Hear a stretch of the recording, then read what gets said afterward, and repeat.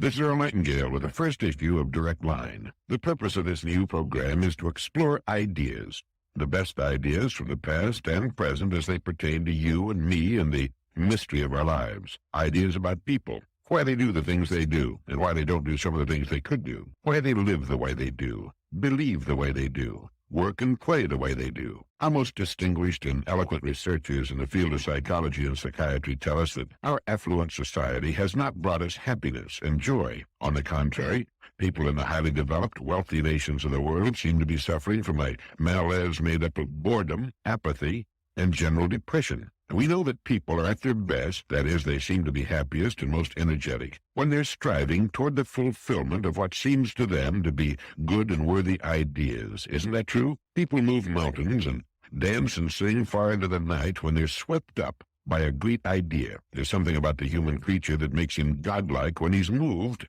by a great idea, and apathetic, bored, and depressed when he's not. Wherever you find boredom, you'll find the absence of a good idea, in a child or an adult. People are depressed and bored when they know deep down in the very fibers of their being that the life they're living is not what it could be, not what it ought to be. We suffer from an all-pervading feeling of guilt when we're living below our true capacities in our work and in our play. And it's beginning to dawn upon the people everywhere that we've been chasing a mistaken concept of what success is all about. We've confused means with ends. We'll have success, each of us in his own way, when we find ourselves, and when we do, all things that we want and need will be added to our lives. The journey of self-discovery, the journey into meaning, is the most exciting on earth and the most rewarding. When we're gripped by a good idea, a succession of good ideas really, because one leads to another, we're at our best, our happiest.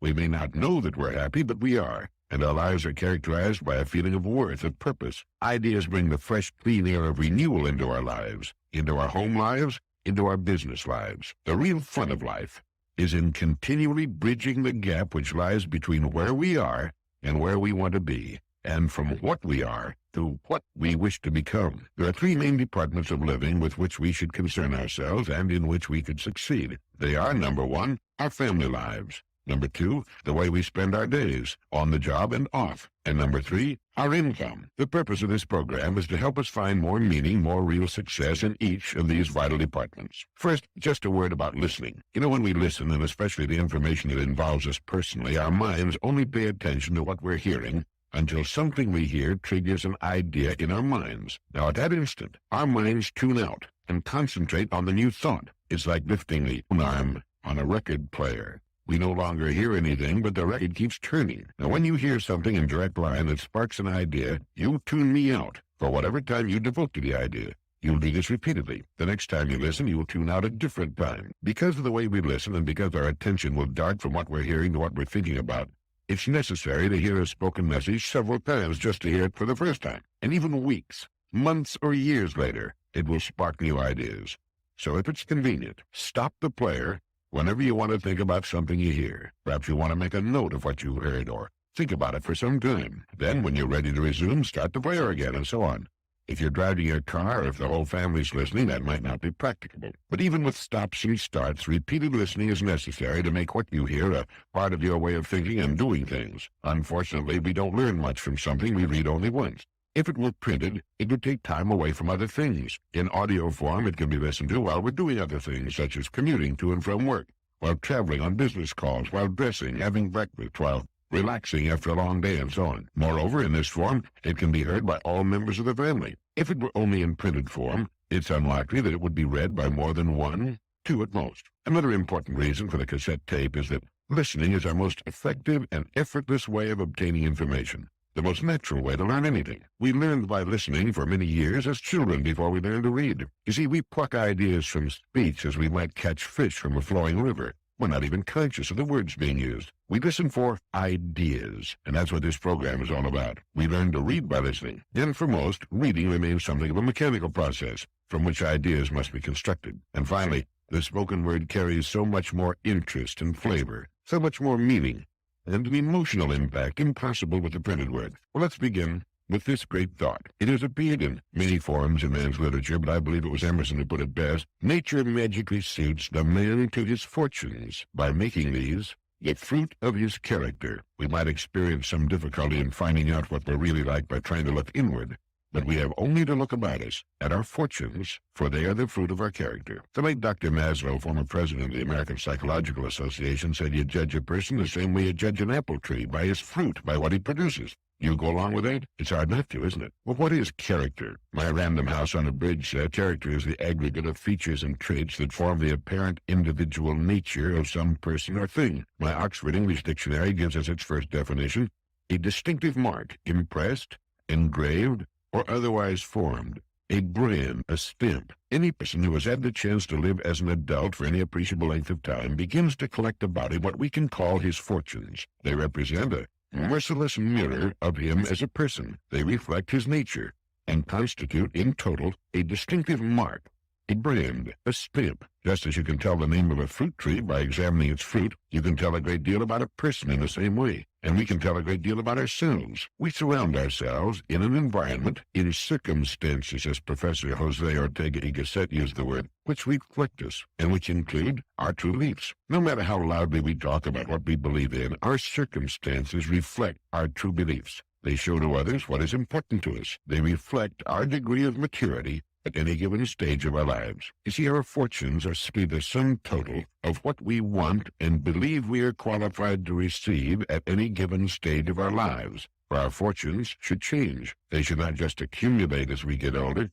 They should change in quality, change to reflect the changing person. If they do not change, it is an indication that we are not changing. If they do not grow in quality, it's an indication that we are not growing and maturing as persons. Our fortunes are the fruit of our character, and our character changes. Someone once said to Dr. Robert Hutchins when he was chancellor of the University of Chicago with regard to adult education, that you can't teach old dogs new tricks. To which Dr. Hutchins replied, human beings are not dogs, and education is not a bag of tricks. We can grow through knowledge with good ideas, and as we grow, our worlds will change to reflect our growth. We outgrow our old selves and take them off like stiff cocoons, no longer big enough to contain us, and that's as it should be. That's the way a person, a family, an organization of any kind should grow. You might say that a person or an organization will grow in proportion to two main conditions. The first concerns his degree of receptivity. Are his windows open to the fresh breeze of renewal in the form of new ideas and creative thinking? Many persons, in organizations are closed systems. They've got their windows closed and locked, apparently in the belief that they're already the repository of all useful information. We can all name such persons and such organizations, some quite large, but shrinking. The one thing that always typifies a closed system is that it ultimately begins to shrink, and it will eventually die if it stays closed long enough. Any person or persons making up the management of any sort of organization who feel no need for new ideas, or who do not challenge their own beliefs from time to time, are on the road down toward stagnation and decay. And the second condition governing a person's or organization's growth will be determined by the source or sources of ideas. Now, if our ideas come to us only from those by whom we're habitually surrounded, those who live much as we do, we tend to do little more than reiterate and fortify the ideas we already live by. That's also true in an organizational sense. A person can be said to be an organization, indeed a highly complex organization. Like any other sort of organization, the overall success will be determined by the quality of management. Just as the success of any business or other organization depends for its success or failure upon its management,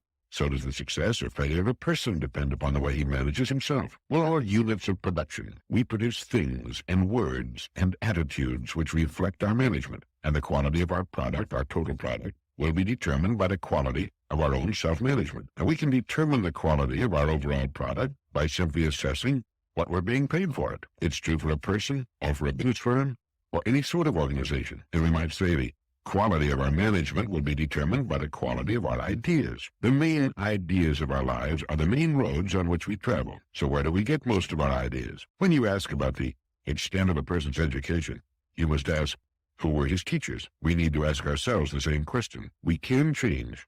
We can grow. And as we change and grow, our fortunes will reflect that change and growth. That our character is the architect of our fortunes is an interesting idea, isn't it? It's so interesting that it could bring about a significant change in our way of living. It could modify or completely change our goals in life. It gives us a way of assessing the quality and the importance of the product we're producing in each of our important divisions. Let's say a company has 3 divisions. 2 are doing well, 1 is losing money. Now, the one that's losing money, provided it's been losing money for some time, would seem to indicate that it has poor management, or else it produces a product or service without sufficient demand on the part of those it would serve. And the same can be said to be true of the different departments of our lives. Quite often a person will be great in one department and poor in another. Great on the job at living perhaps, but poor at home, or great at home and poor on the job.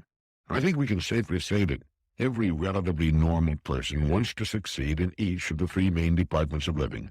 His family life, in the way he spends his days, that is, the work he's chosen and the way he chooses to spend his free time. It's surprising, how many people tend to forget that they chose their work of their own free will, just as they chose their spouses of their own free will, and the main direction of their lives of their own free will. And we all want to succeed in the income department. That is, we want an income sufficient to fulfill our wants, not just our needs, but our wants as well. Now, we control our rewards in each of these departments. If we've been adults for any real length of time, and if we've achieved any real maturity, we must admit to ourselves that our rewards in each department are commensurate with our management, with our success in interacting with those upon whom our success depends. And that's an idea we will accept or reject, depending upon whether our windows are open or closed. I mentioned earlier that we often confuse means with ends. For example, an automobile is a means to an end. It's a means of getting from point A to point B. Money is a means to an end.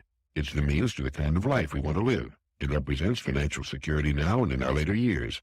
It represents good health, education, travel, a good home, and so forth. In our society, these means to ends and others have often been confused with ends. The automobile, or money in itself, has become an object of veneration, not for what it will do for us to make life more convenient and more pleasurable, but rather for what it is in itself. We tend to worship objects in our society, and finally we find ourselves in possession of all the objects we ever wanted, and we stand in the middle of them and look at them and come to the realization that they're not enough, not nearly enough. A human being needs more, much more than a pile of objects, important as some of them are, and that's one of the reasons we find so much depression, so much boredom and apathy about us. People have what they wanted. Why aren't they happy? Could it be that they've not moved on to other, larger, and more worthwhile goals? I think so. George Bernard Shaw said that it is the first duty of every man not to be poor, and I agree with that. Poverty has never brought happiness.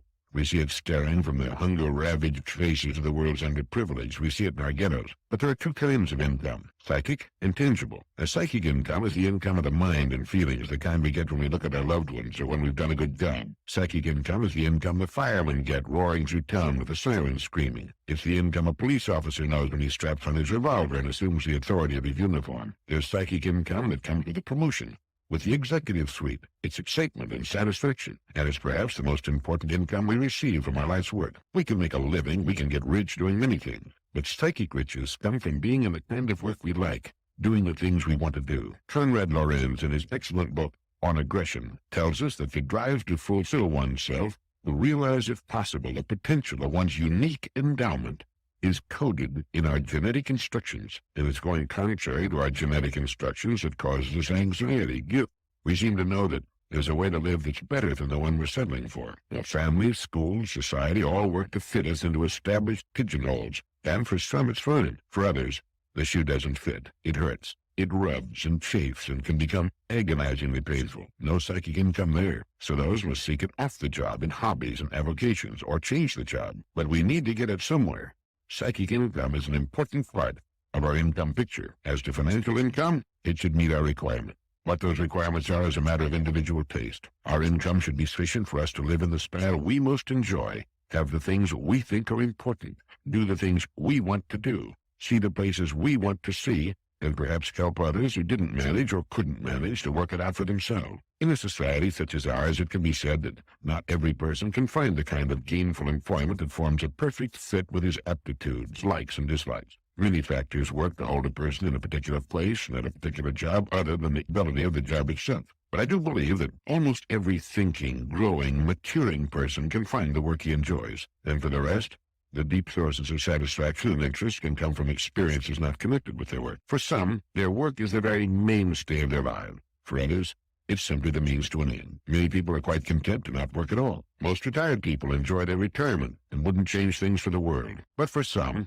active, mind-engaging work is as necessary as food and drink. For many women, running a home, raising their children, caring for their husbands, and 1,001 things necessary to their life are more than enough for all the satisfaction they need. They're quite content with their lives, as they should be. For other women, such a life is unthinkable. the way to madness. They need other interests, other lives. To expect that 50% of the human race should be content with keeping house and raising a family is ridiculous. It's as ridiculous as it would be to expect all men to be lawyers or bricklayers. A woman can want the love and companionship of a man and perhaps a family, without at the same time having an aptitude or even an interest in keeping house. He might prefer to be a brain surgeon, a teacher, a business executive, or any one of the 200,000 possible occupations in our society. We've been taught to live within our means, and it's good advice for a company, country, or a person. But what are our means?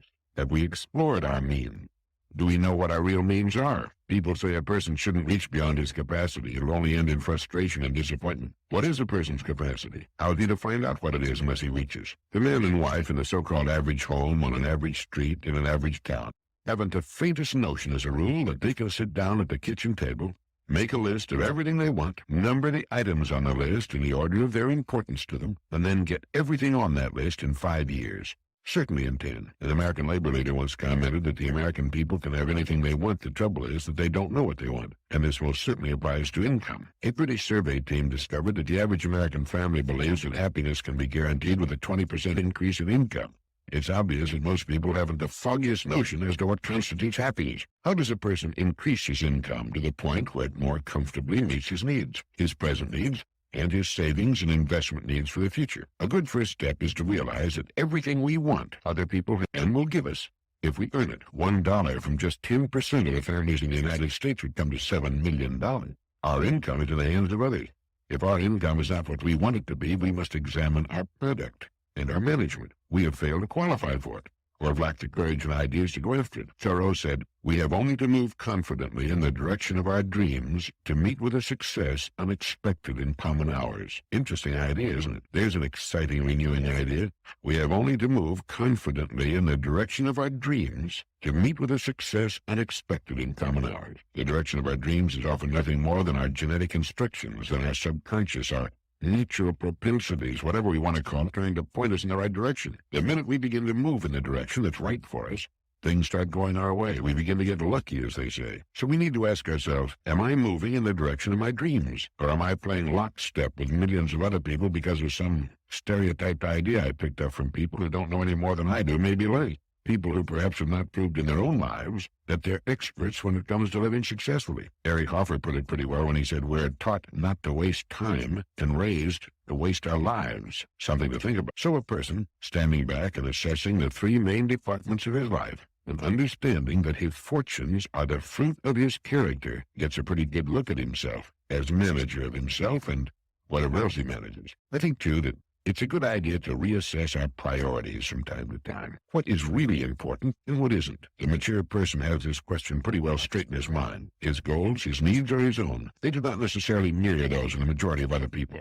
I think we'd be safe to say that with the mature person, his goals and what he considers to be important in his life will not be those held by the majority. The fact that he has goals sets him apart. Recent research into the modern plague of cardiovascular disease, with millions dying of heart disease years before they should, has turned up convincing evidence that we're bringing heart disease upon ourselves because of our lifestyle, our penchant for speed simply for speed's sake, by our impatience and delay, by our headlong rush toward what, where are we going? What's the hurry? The maturing person agrees with the great Swiss psychologist and psychiatrist Carl Jung, who said, "The supreme goal of man is to fulfill himself as a creative, unique individual according to his own innate potentialities and within the limits of reality." And we can do that without a headlong, frenetic charge. When we study golf under a good instructor, we're amazed to learn that an easy, slow, rhythmical swing gets the best results in direction and distance. As my good friend Julius Boris says,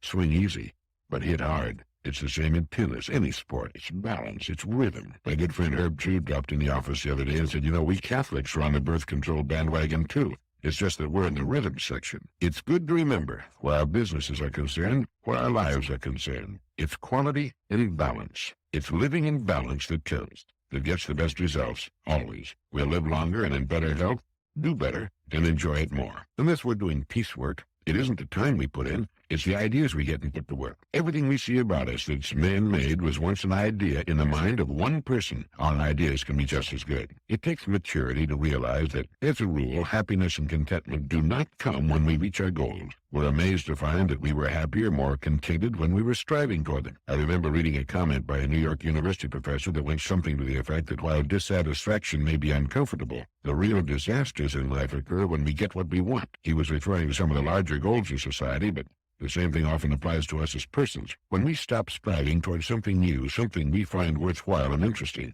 we begin to die. It's believed that's why teachers, scientists, writers, philosophers, farmers, and others who constantly have something new to look forward to tend to live such long, healthy lives. The teacher has a new class every year. The scientist is always working on a new, tough problem. The writer has a new book or article to do. The philosopher is forever uncovering new, interesting information, fresh ideas.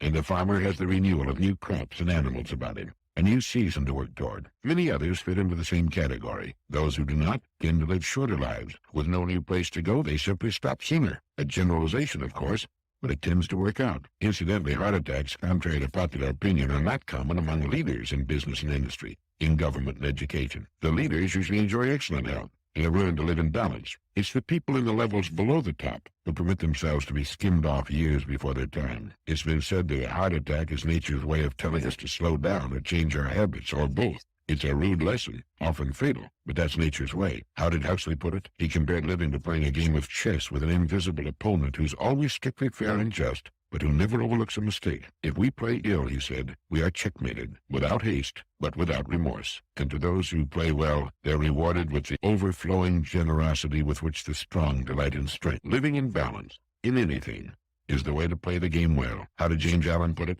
A calm, strong life is like a shade-giving tree in a thirsty land, a sheltering rock in a storm. It's only when we're calm and at peace with ourselves that the good ideas tend to come. I think that's why we so often get our best ideas early in the morning or while doing something that's totally routine, such as shaving, showering, driving the car, or walking alone. Most people do not do much creative thinking, In fact, they've been put down so many times as youngsters, they learn to distrust their own ideas, doubt their own ability to get worthwhile ideas. Our mind, and no one knows what the mind is, incidentally, or even where it is.